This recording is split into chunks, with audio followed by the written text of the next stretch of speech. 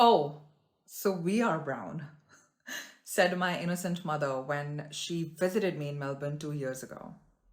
I didn't even have an immediate response for her. Of course we are. How did she not know? What else could we be, Mom? Eh, just Indians. I didn't know we had a color involved. What might seem a harmless interaction on the surface with a regular Punjabi mom actually tells us how little South Asians see themselves in the Western media. My mother had never visited the West before and had no idea that South Asians are brown. In fact, even the term South Asians has gained traction only in the last couple of years. I usually just call myself a journalist, but when someone calls me a South Asian journalist, spicy. I like it. But why? Why is being seen even important? In a world where we're desperate to stand out, why does representation as a community matter? It's not just about visibility in numbers, because numbers, we got them. It is about meaningful visibility, to see a community beyond a one-dimensional lens. To do that in an ever-changing society, we will need to take a detour. From relying on others to tell our stories, we will need to tell them on our own accord. South Asians are immensely diverse people. We don't speak the same language, we don't dress the same way, we don't even eat the same food. And yet, the main trait that the West sees brown people with is something I call CYC. Curry, yoga, chai. And even as someone who was born and raised in India, I would still fail the CYC test. I don't know what curry really is. We have names for our foods, and I suck at yoga. So my only saving grace as a legitimate brown person in a white-dominated society is chai. Don't get me wrong, I love chai. But it's strange to be reduced from a person with many interests and stories and ideas to a beverage. It doesn't quite work out. Like it's often said, you can't be what you can't see. And what we saw in Hollywood growing up was this stereotypical idea of being brown. We never saw gender diverse Indian characters.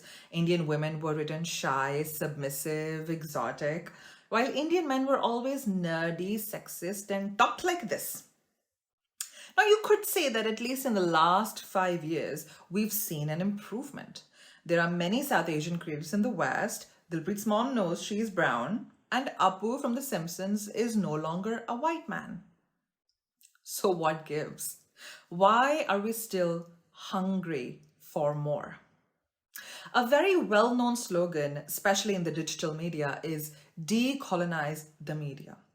Decolonizing something like a stereotype can be read as reclaiming it, taking it back from a colonized point of view, and restructuring it as our own.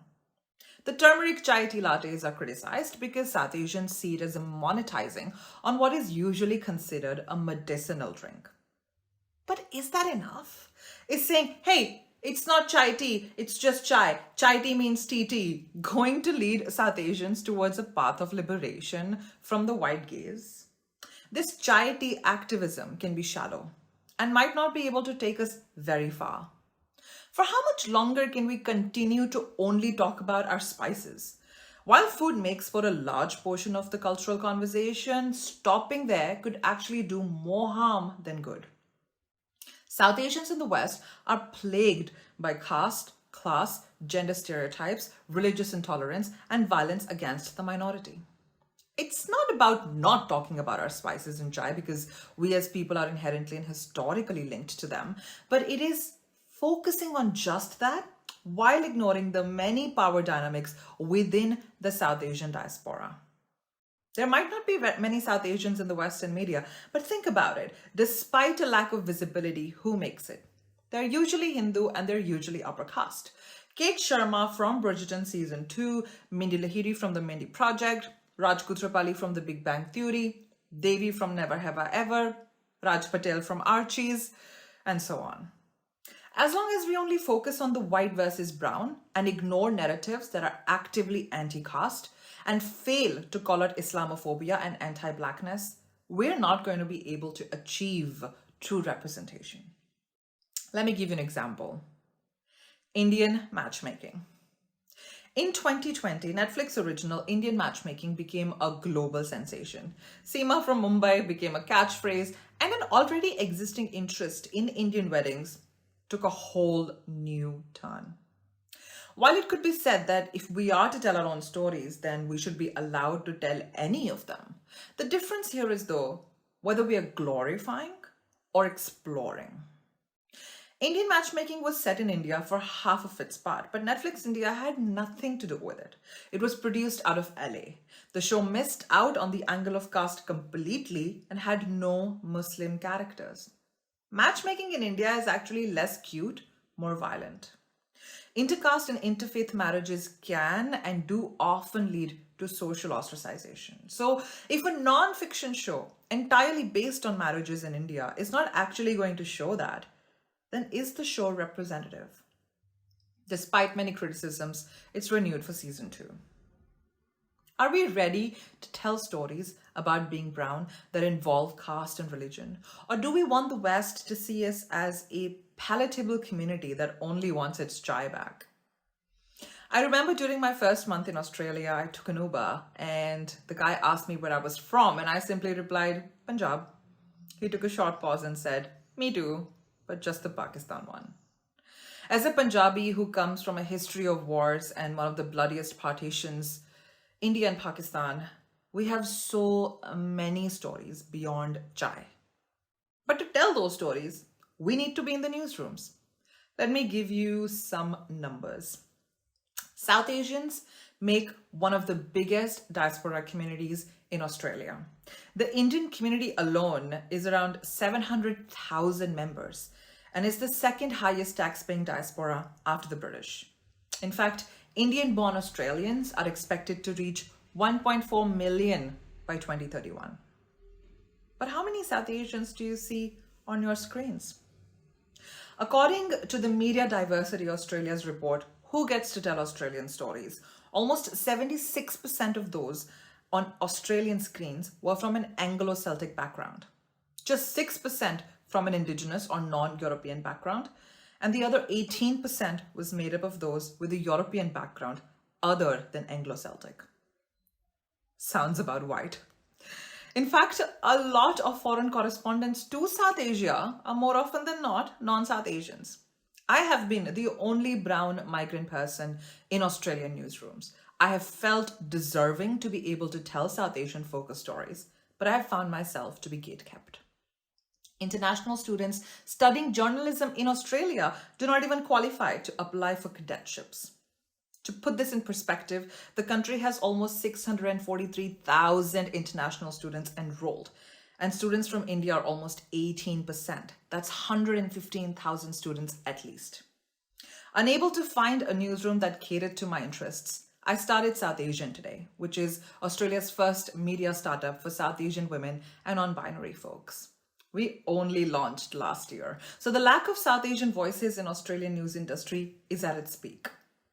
As an independent South Asian journalist relying on media that is not mainstream to consume content that speaks to me, I can understand the desire to do good, happy stories.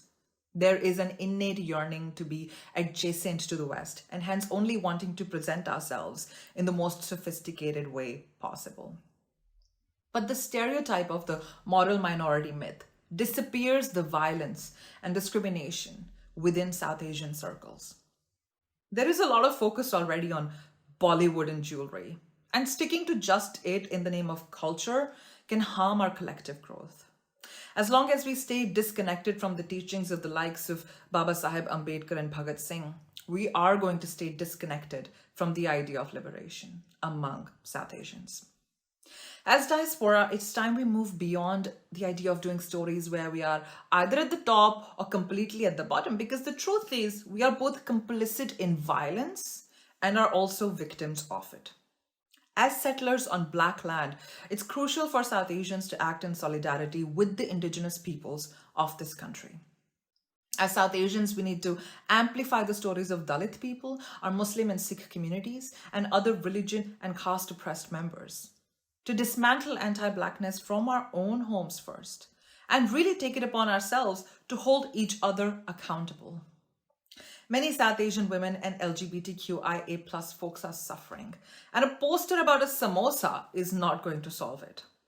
Many newly arrived migrants and international students are having a tough time, especially on the heels of a global pandemic.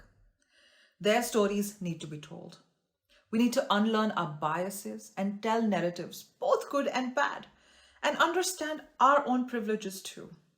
We need to center the voices of more South Asians, support a media organization that works for South Asian journalists, NGOs that work tirelessly to eliminate caste-based violence, South Asian women writers who write about their relationship with gender diverse South Asians who are leading grassroots movements to live in a free world. We can do this through art, through journalism, through films. We can do this by going beyond chai tea. Thank you.